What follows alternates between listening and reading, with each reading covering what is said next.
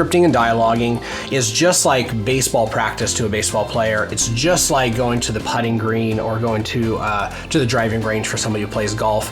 It's one of the things that you need to do as a real estate professional. Learning how to close in a conversation as a salesperson separates you from somebody who has lots of conversations and never gets paid to somebody who has lots of conversations and gets paid a lot.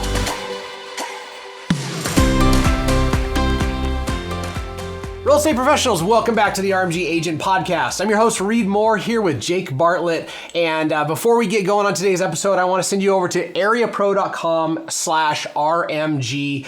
You're going to love Area Pro. It is a tool that we think every real estate professional needs, especially going into 2025, for you just to level up your game. As always, go to rmgagentpodcast.com where you can get all the action guides and our past episodes, as well as a business planning webinar and so many other great things.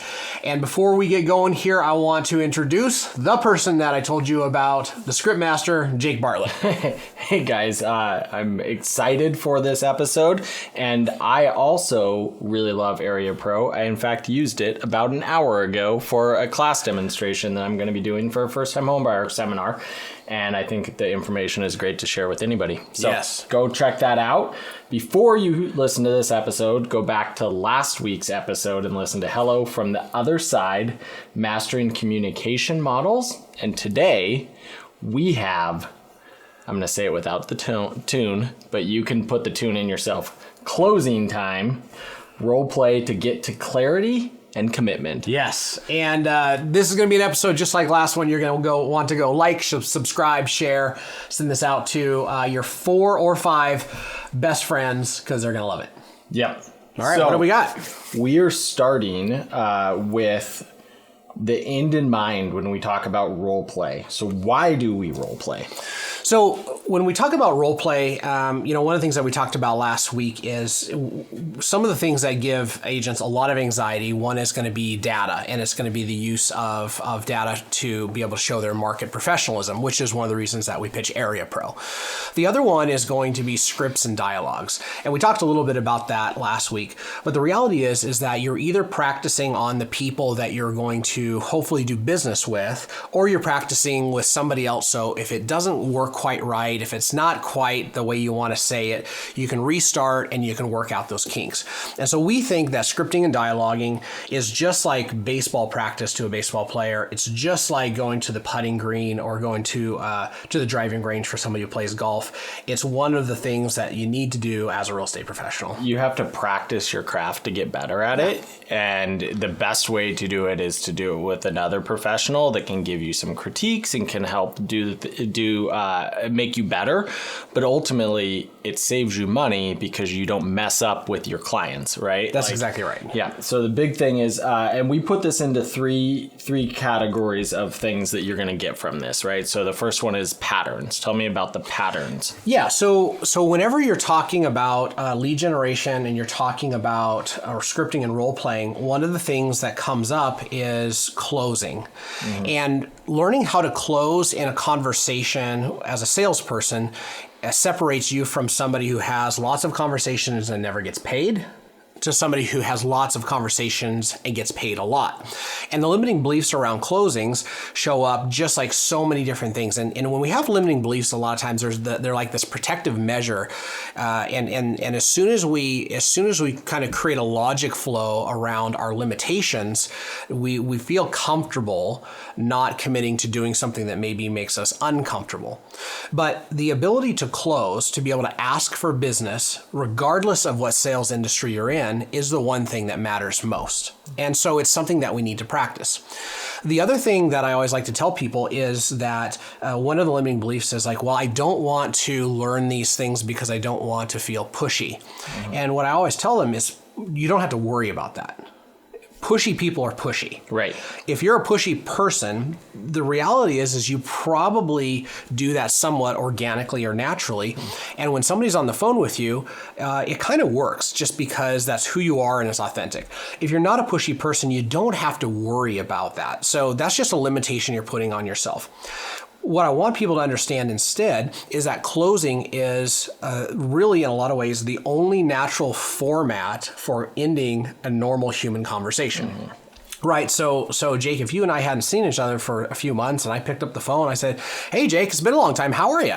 Oh, I'm doing great. How about you, Reed? Man, I'm doing so good. I would love to see you again sometime soon. What do you think? Should we get together? Yeah. Excellent. Well, man, I don't know. What do you think? You think coffee tomorrow would work or sometime later this week?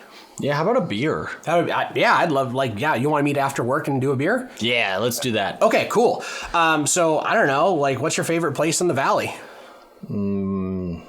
Buffalo Wild Wings. Buffalo Wild Wings. Perfect. Okay, I don't know. What do you think, 5 or 6 o'clock? 6 o'clock. Let's 6 do o'clock. 6 o'clock. Awesome. Let's grab a beer at 6 tomorrow. Yeah. Okay. Sounds good. So through that conversation, which I would say is a pretty normal human conversation with friends, there were 3 or 4 closings in there. And so when somebody doesn't build closing skills, a lot of times what they think of is a hard close. And that's the only thing that they think of. But the reality is that closing as a pattern through a conversation shows up in 3 different ways. The first thing that happens is when we are having a normal, natural human conversation, we ask questions that help to get to clarity. Right? So something in that conversation helped to get to clarity is, hey, do you want to get together sometime? Or hey, it's been a long time. I'd like to see you again. That solicits from the other person, do they want to see me? Right? And that just gets us to the place of clarity. The next thing that happens is closings kind of facilitate in the middle of a conversation a trial. And the trial would be maybe even more like that. Hey, what do you think? Should we get together? Right. So I'm just feeling out. Is this something that you want to do? You might say, man, I would love to, but I'm stacked. I can't meet for a couple weeks. Okay, that's great. And then at the end of the conversation, when we have clarity and we know where the person stands, now the natural outcome is simply a closing, a hard closing. Great. Buffalo Wild Wings at 5. Yep. Does that sound good to you? Awesome.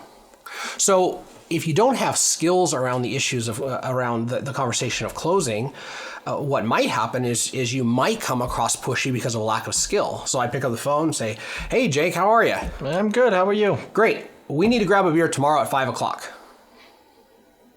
No. So, if we're good buddies, it might be shoot, tell me more. Right. And there's whatever, but that kind of takes people off guard. And it's oh, that's pushy. No, that's a lack of skill. Yep. Right. One of my kids for many years lacked certain natural social skills, and things that he would do he would have conversations like that, or he would have conversations with no context. It was very, very hard in a social setting to see how the conversation was progressing because it didn't progress normally or naturally. Normally and naturally is what we want when we're talking to people, and the ability to use different types of closings to be able to get to clarity, to be able to figure out where they are, and then ultimately to be able to figure out next steps, which is some version of a hard or a direct closing usually, or maybe alternative choice. That's what we want out of these conversations. And it's very natural. In fact, what if we had that conversation and we did it without closings? It'd be super awkward. Super awkward, right? So I said, "Hi, Jake, how are you?" I'm good. How are you, Reed? Good. Yeah, how's life?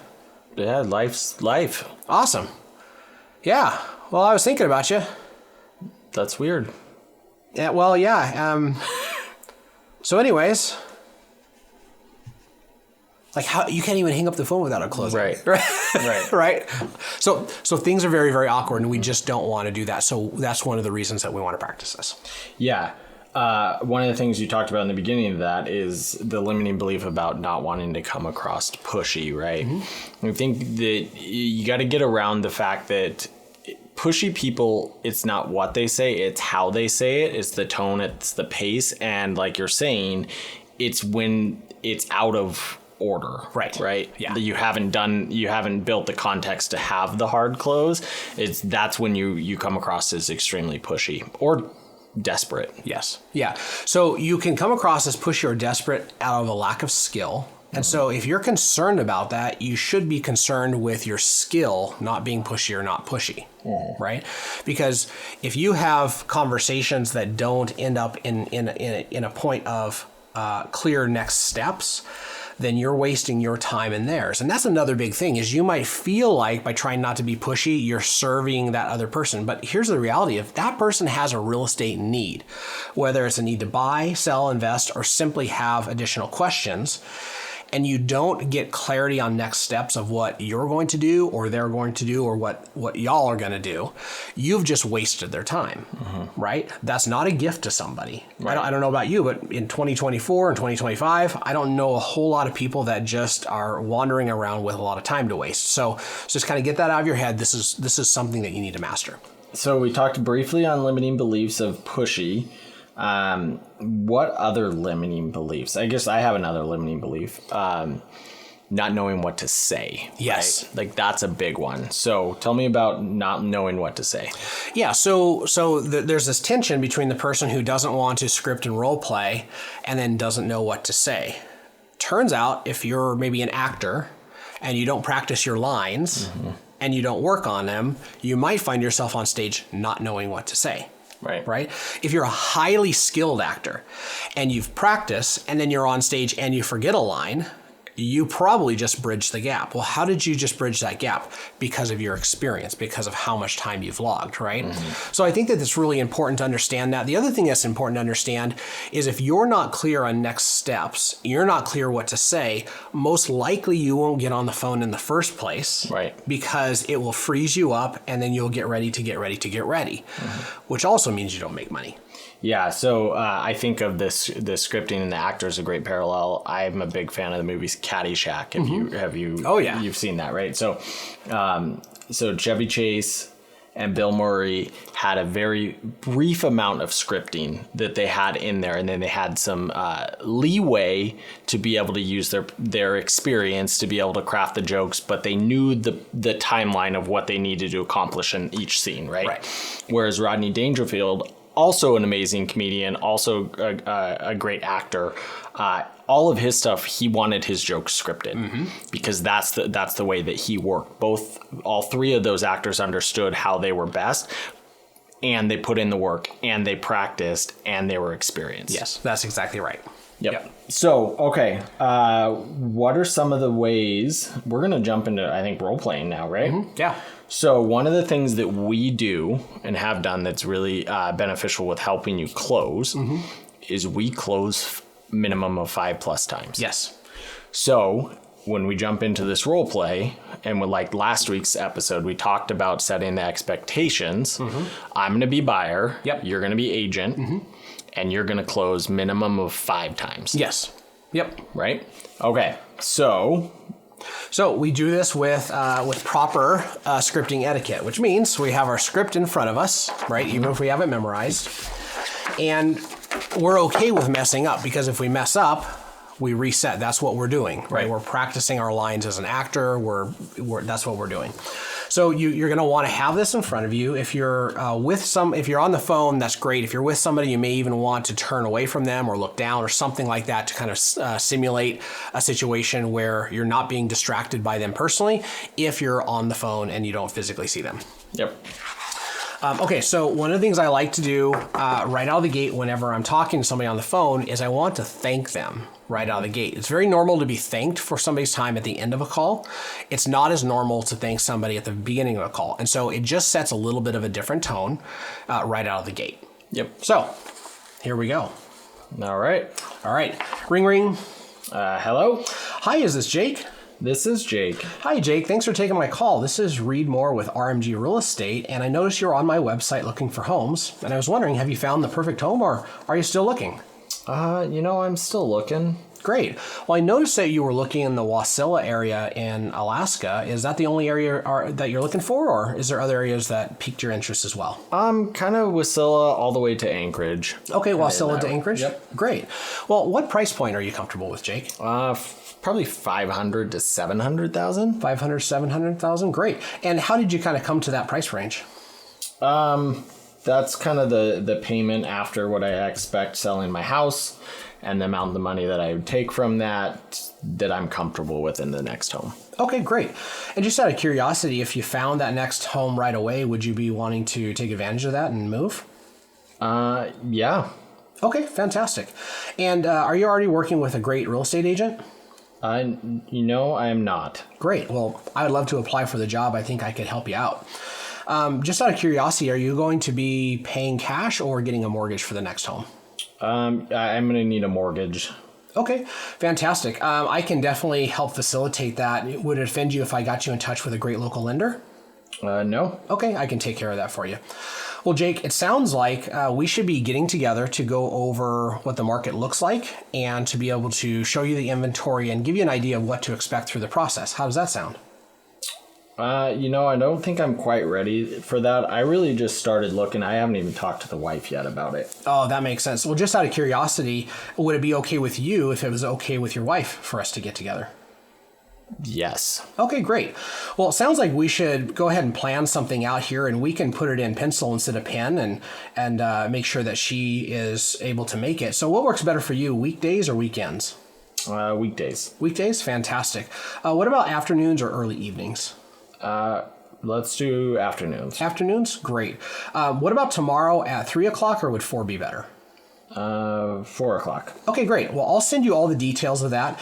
And if you have an opportunity to talk to your wife, or actually if I can even just give her a call directly and answer any of her questions, that would be fantastic. And I'll plan on meeting you there. How does that sound? You're going to call her? That sounds great. Have a conversation with her. Perfect. Sounds good. I'll get her information from you and give her a call on your behalf. Awesome. Excellent. Thanks for your time, Jake. All right. So.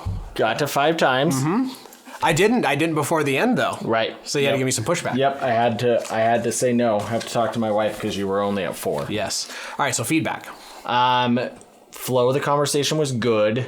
There was one time where you weren't listening to the things I was saying. I had talked about taking the money from the sale of my house and then the mortgage that would equal the payment that I was comfortable with. Guess what?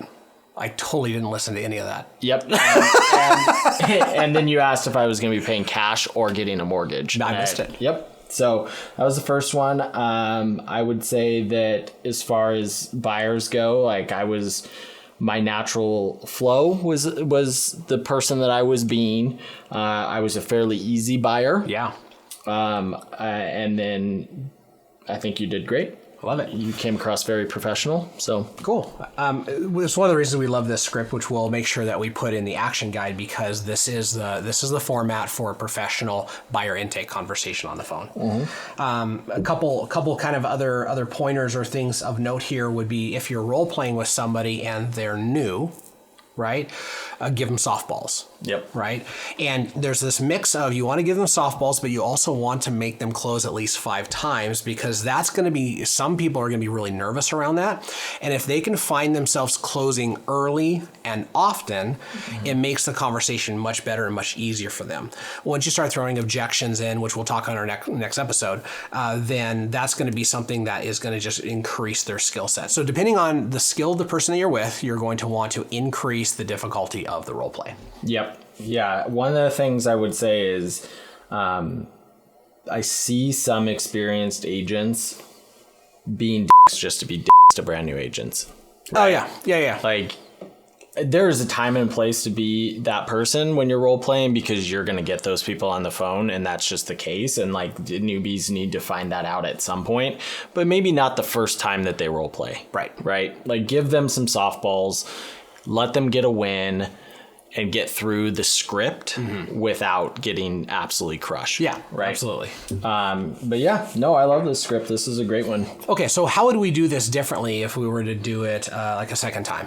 Yeah. So one of the things that we can do is as you make more phone calls and you talk to more people like we both have, we start to understand the people that we struggle the most with. Mm-hmm.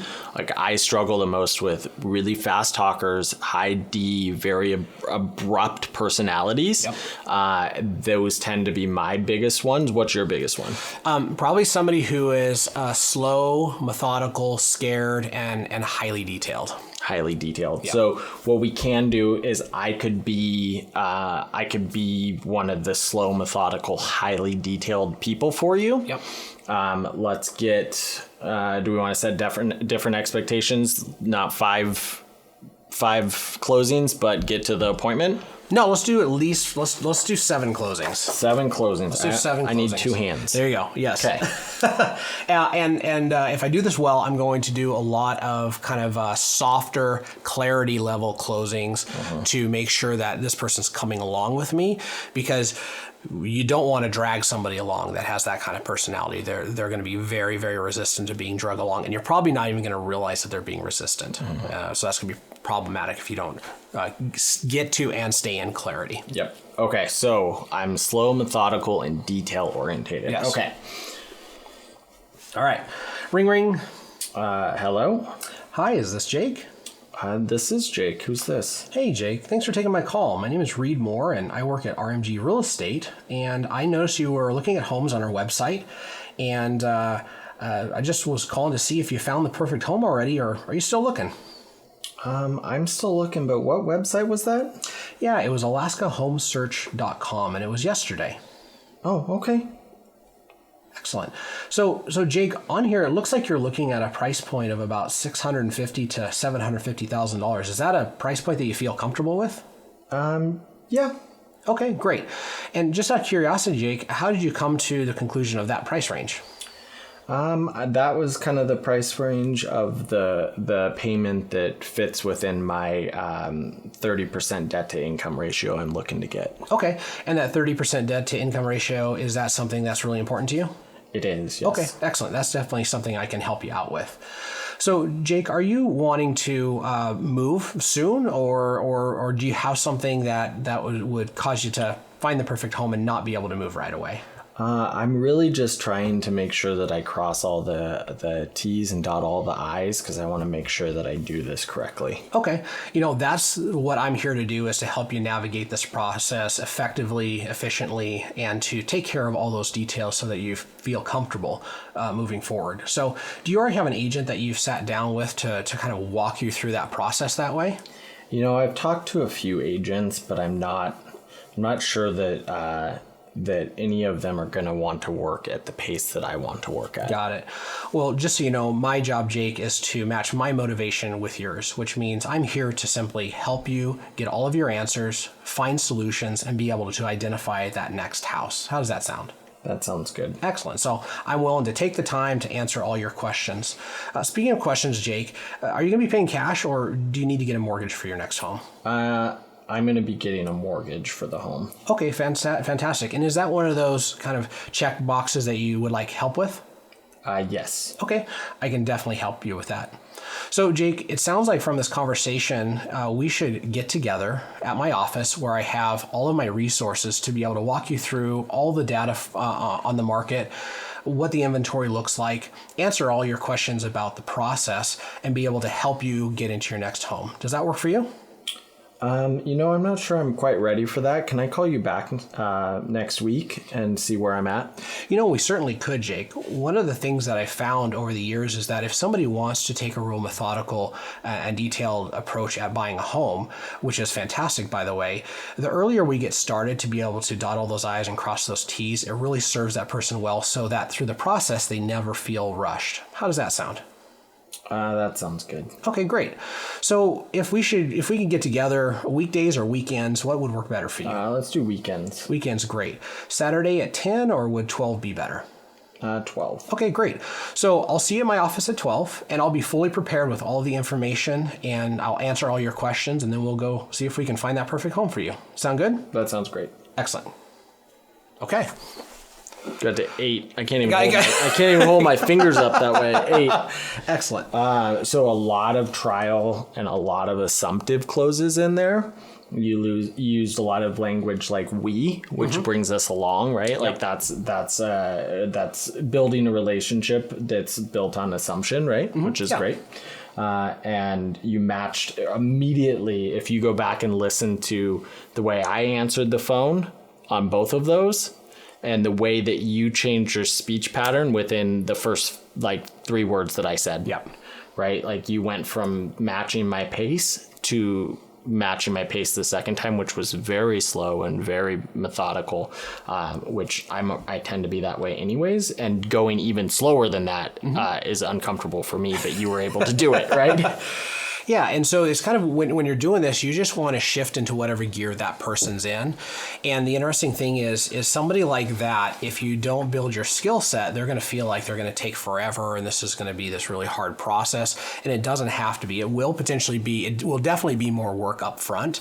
But if you can help somebody like that feel safe and comfortable and move them forward to their next home, the number of referrals that come from highly detailed, compliant people like engineers and architects and accountants, they have a group of friends that they know that person, if they trust somebody, like they're in. Yeah, because they've done their homework, right? Yes, absolutely. Yeah, absolutely. It's like the guy that you walk by and he's got a classic car and the car is in like meticulous care. Yes. You want that guy's mechanic because Absolutely. if it's something he can't do, like he's got the best guy. Absolutely. Yeah. Or girl. Yeah. Could be a girl. Cool. Do we want to do another one or we call that good? I think we'll call that good. And I think the next one we'll start jumping into objection handlers. And because, so what happens when people say no? What happens when people are prickly? What happens when people say A, B, and C? Those are all things that we need to learn to navigate in script practice so that when we're making live calls, we know how to respond in a comfortable, confident way. Perfect. And then maybe we'll throw in a funny way of doing this so that you can throw that in every once in a while and help keep it light and change the atmosphere a little bit. I like it. All right. Awesome. Well, thank you guys for tuning in and listening to this. As always, we are here to impact, empower, and encourage you in your real estate business and all things that you do. Awesome. And since we ended on a low note with the energy of that last buyer, thanks, guys. We appreciate you being here. Back to normal, and we'll see you in the next episode. Yep.